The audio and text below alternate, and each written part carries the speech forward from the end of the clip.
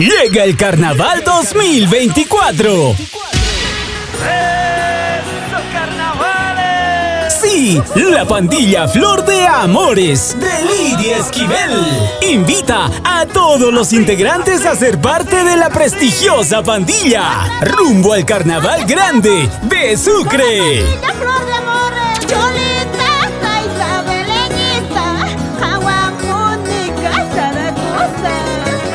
Presidentes de la pandilla Flor de Amores, Gary Salazar y Hernán Rojas. Padrinos Gestión 2024, Eumamani, Vilma Llanos, Rolando Solamayo, Lenin González, Maribel Puma, Iván Molina.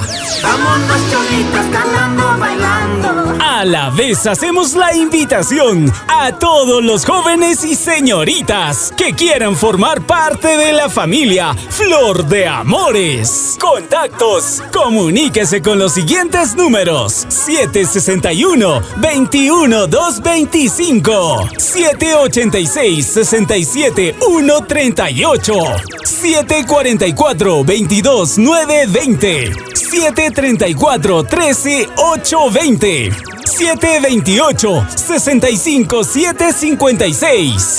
Iniciamos los ensayos este 2 de enero en el Salón de Flor de Amores, a la paralela del local Los Espejos. Pandilla Flor de Amores, vamos por más éxitos.